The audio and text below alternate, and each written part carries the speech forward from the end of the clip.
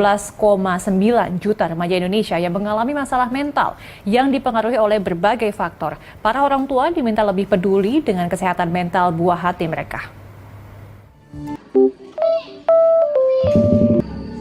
Assalamualaikum, halo teman-teman.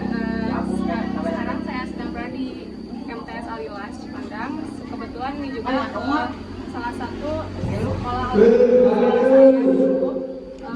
dan sekarang saya akan mengadakan penyuluhan di sini, yaitu tentang pentingnya kesehatan mental pada remaja.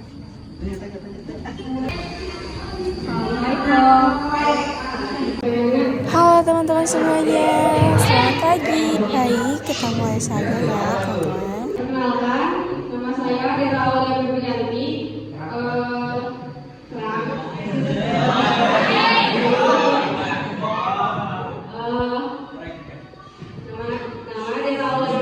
Saya juga alumni dari sini. Saya sedang menempuh pendidikan di Universitas Muhammadiyah Ciamis, prodi S1 Keperawatan.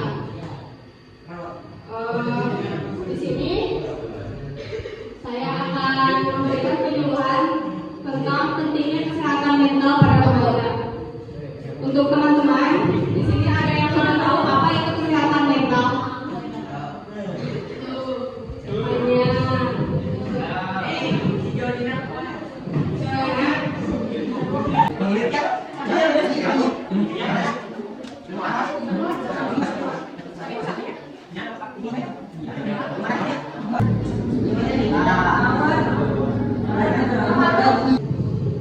Jadi di sini apa itu kesehatan mental? Kesehatan mental remaja adalah kemampuan remaja dalam mengatur emosi dan menyelesaikan masalah dengan pemikiran yang positif dalam membentuk dirinya yang baru. Nah, jadi kita itu harus bisa mengatur emosi kita, terus kita juga harus berpikiran yang positif, karena kalau kita nggak bisa mengatur emosi kita, terus kita juga selalu berpikiran yang negatif, mungkin itu juga dapat berpengaruh pada kesehatan mental kita. Nah, jika kesehatan mental kita terganggu, maka timbul gangguan mental atau penyakit mental. Gangguan mental dapat mengubah cara seseorang dalam menangani stres, berhubungan dengan orang lain, membuat pilihan, dan memicu hasrat untuk menyakiti diri sendiri.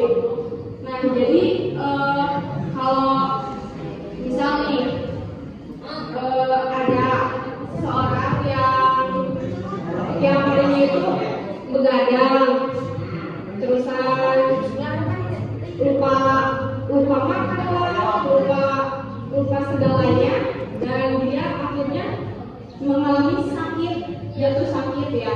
Nah, setelah sakit dia pun kepikiran sama tugas-tugasnya karena belum selesai, terus tugasnya belum selesai, terus kita juga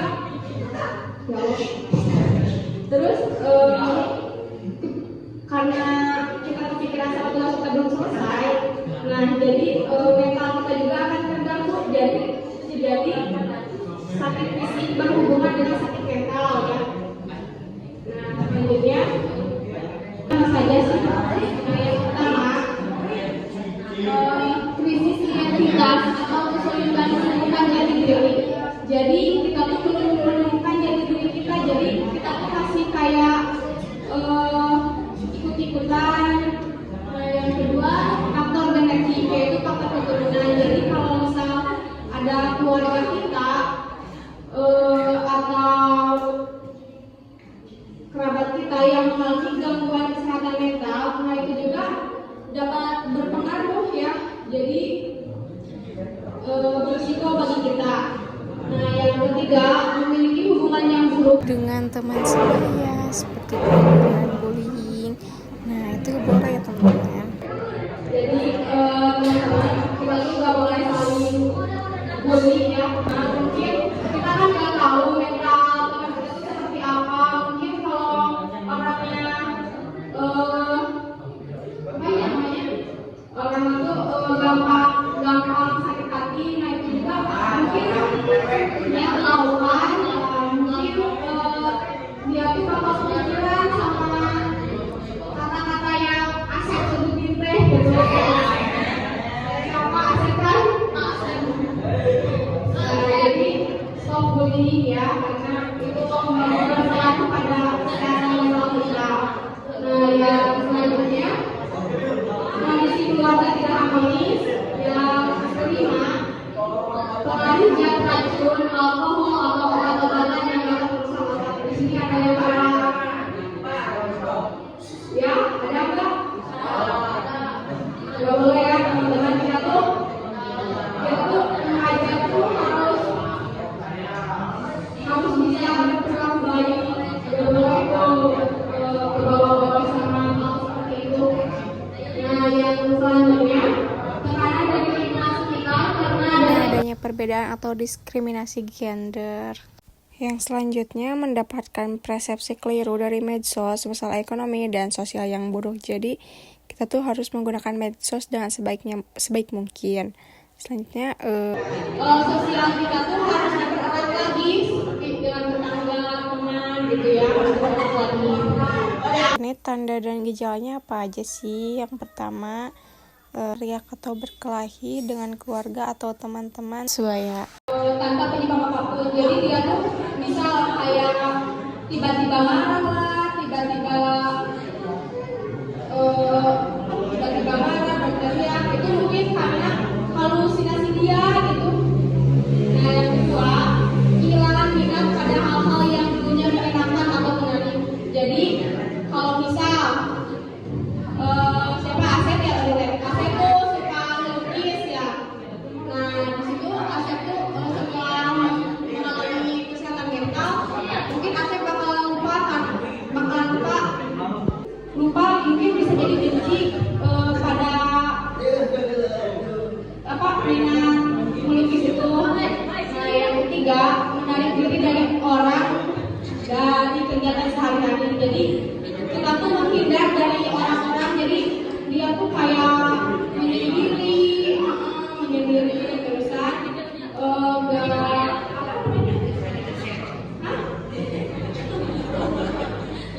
nggak itu sama sosialnya gitu, jadi menyendiri terus. Nah, yang terakhir, terlihat melukai diri sendiri, merasa sedih, tidak berarti, tidak berdaya, putus asa atau tanpa harapan. Mungkin bisa jadi dia mengakhiri hidupnya ya. Pencegahannya bagaimana?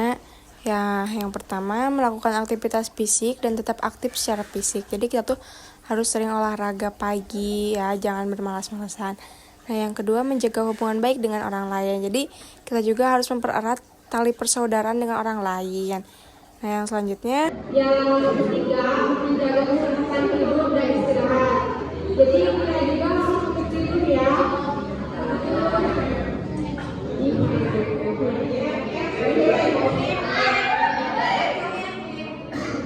Jadi sebagai remaja kita tuh kan kita tuh pelajar ya. Jadi kita tuh punya namanya kewajiban untuk pelajar kan.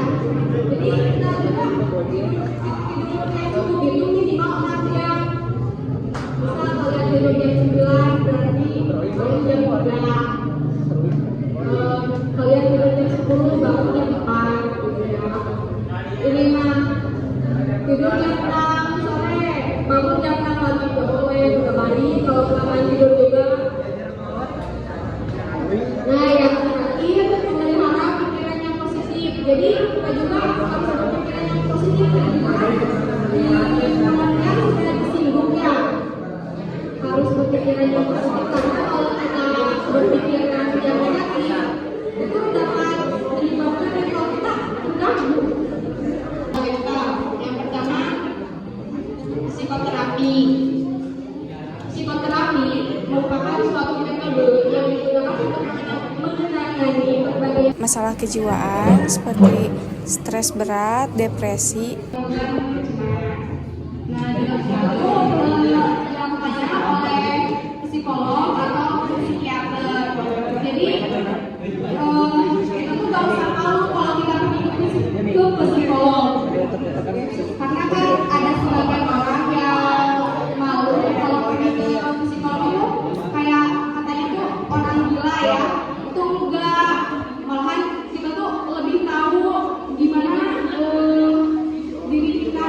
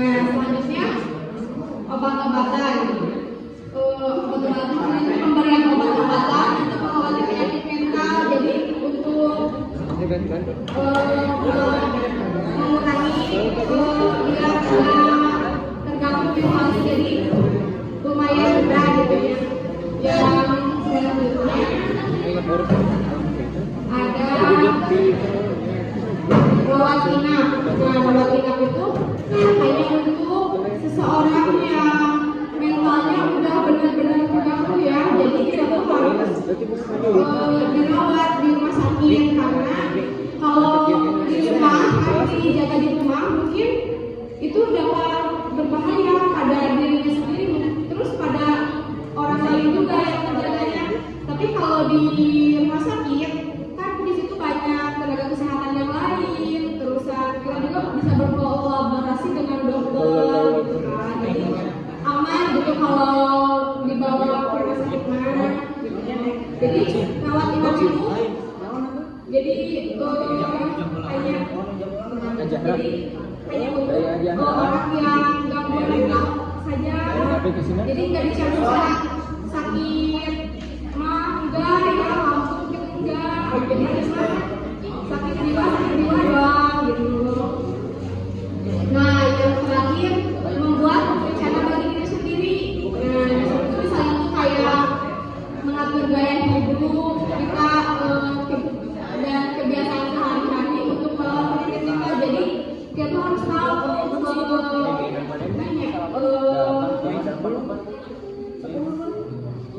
kita kedepannya tuh mau bagaimana, kita tuh harus punya prinsip gitu biar nggak membebani gitu. Yang selanjutnya. Nah, di sini apakah mental kalian sehat atau justru mental kalian tuh kuat? Mental kalian kuat jika yang pertama kalau optimis meskipun gagal. Nah, jadi kalau kita misalnya kita tuh mencoba jalan yang ini terus kan gagal ya. Nah, jadi kita tuh nggak nyerah gitu aja. Jadi kita tuh terus kita nggak nyerah gitu aja. Jadi kita tuh mencoba lagi dengan hal yang baru gitu. Nah, yang kedua, mampu mengontrol emosi, tidak akan memberikan emosinya berlarut-larut. Jadi kita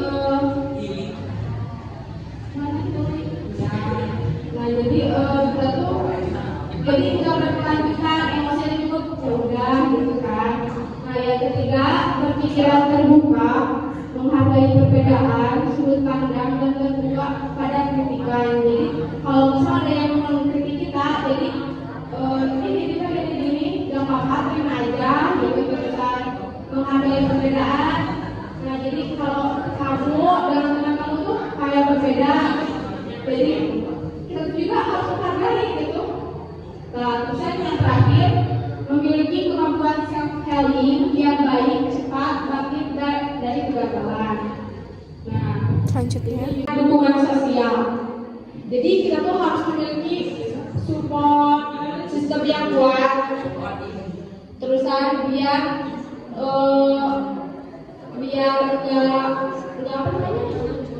nggak banyak pikiran gitu. Terus kan adanya dukungan sosial, kita juga dapat memberikan dorongan, harapan, dan rasa pemberdayaan, bahkan dapat membantu mencegah atau mengurangi efek penyakit mental. Nah di sini kalian kalau ada yang suka menyendiri, terusan kayak nggak menyukai sosial yang ramai, terusan seharusnya kita tuh harus bisa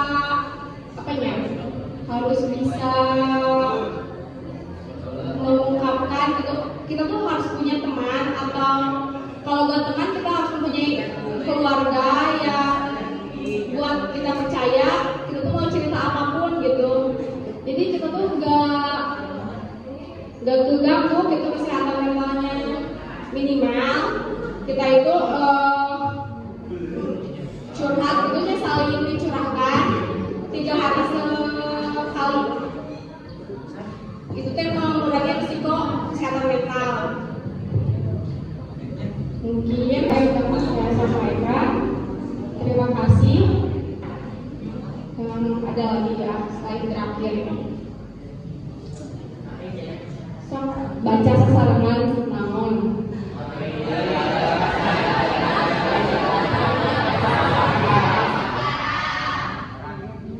Mental kita gitu ya, jaga fisik dan mental kita. Nah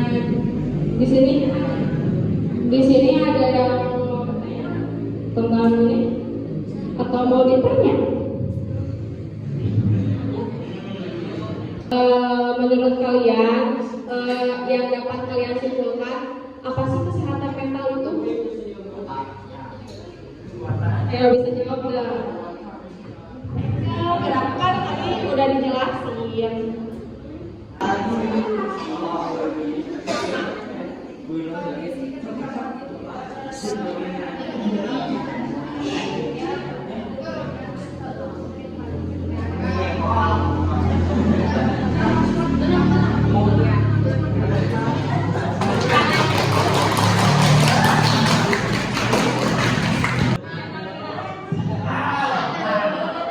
Kesehatan mental alat-alat yang dipilih sejahtera dengan mampu mengurangi tekanan mental, bekerja secara produktif serta mampu memberikan kontribusi bagi lingkungannya. Kesehatan mental. Jadi kita tuh harus apa namanya? Awet. Itu tadi yang dijelasin. Ada sosial ya, lingkungan. Ini itu apa ini?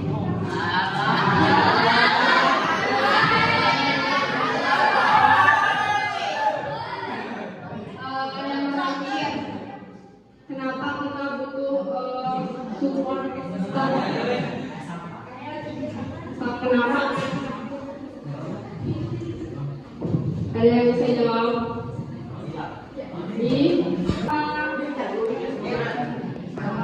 Biar semangat. Terus apa?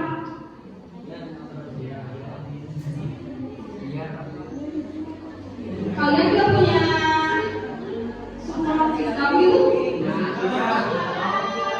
Ya, orang tua kalian bukan. Astagfirullah. Bukan pada kita. Benar nggak? Dikasihnya jangan dicurang.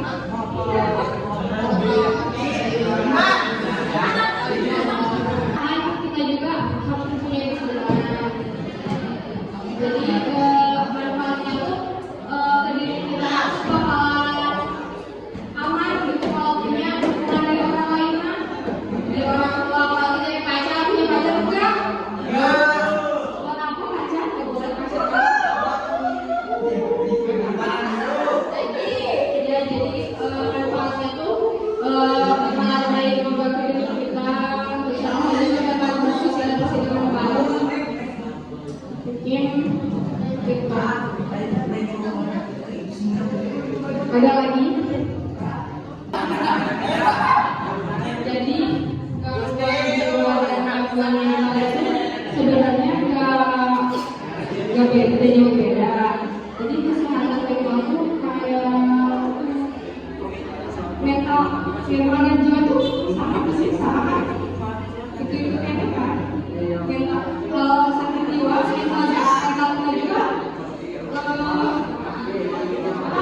yang mengaruh. Jadi sakit mental dan sakit jiwa itu sama.